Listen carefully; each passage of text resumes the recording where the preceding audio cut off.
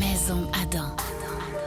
On parle du Cinéma 30 aujourd'hui et pour évaluer ce nouveau récepteur cinéma maison, on l'a comparé avec certains des meilleurs du genre, comme le MRX 1140 8K d'Anthem, le RX-A8 de Yamaha et son petit frère, le Cinéma 40 de Marantz.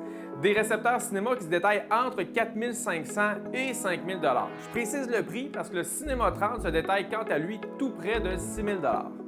Pour l'écoute, on a utilisé deux ensembles cinéma maison avec d'abord celui de Paradigm avec leur série Founder et un autre avec la série 700 S3 de Bowers & Wilkins. Et juste avant, je pense que c'est important de prendre un peu de temps d'expliquer comment le Cinéma 30 se détaille des autres récepteurs cinéma maison de Marantz. Eh bien, c'est intéressant de savoir que le Cinéma 30, tout comme le Cinéma 40, est fabriqué au Japon. Cependant, celui-ci va offrir 11 canaux d'amplification plutôt que 9. Mais ce qui démarque réellement ce récepteur, c'est d'abord sa puissance de 140 watts RMS par canal en 8 ohms, mesurée sur deux canaux en simultané. Bref, 140 watts RMS, ça le place tout en haut du panier comme l'un des récepteurs cinéma maison le plus puissant du marché. En fait, si vous recherchez davantage de puissance, eh bien là, vous n'aurez pas le choix de passer par la case des amplificateurs externes.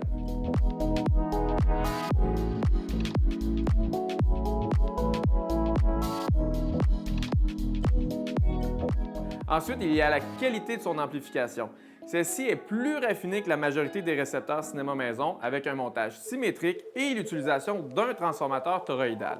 Une meilleure amplification permet d'avoir une plus belle qualité sonore et donc un son plus riche et encore mieux équilibré.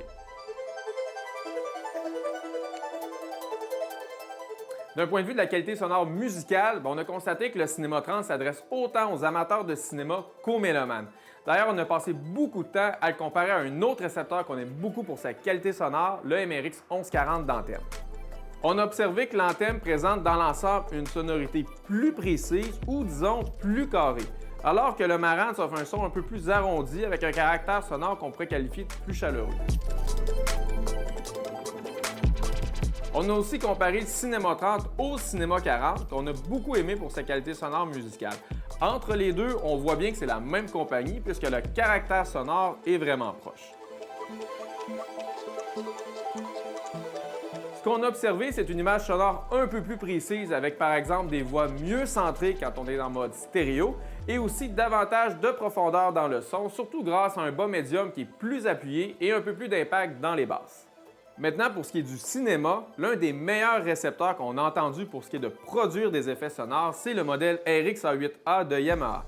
Et pour l'avoir comparé, on peut dire que le Cinéma 30 est vraiment très proche.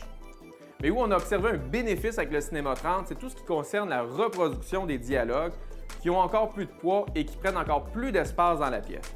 Une telle richesse de voix, eh bien, c'est rendu possible grâce à la qualité de l'amplification dont j'ai parlé. Technologiquement, le Cinéma 30, c'est aussi un récepteur qui est à la fine pointe de la technologie, capable de décoder la majorité des grands formats audio au cinéma et aussi compatible avec les systèmes de calibration professionnels Dirac et Multi-EQ Pro. On aime également l'application de lecture musicale EOS, qui s'est d'ailleurs encore bonifiée dernièrement avec une toute nouvelle interface. Le Cinéma 30, c'est aussi un récepteur qui est très simple d'utilisation grâce à une télécommande qui n'en fait pas trop et un menu convivial qui est vraiment pensé pour l'utilisateur. En bref, le Cinéma 30 fait certainement partie des meilleurs récepteurs cinéma maison haut de gamme bien sûr sur le marché. Si vous avez aimé cette vidéo, je vous encourage à nous suivre sur nos différents réseaux sociaux ou encore de visiter notre site web maisonadam.ca.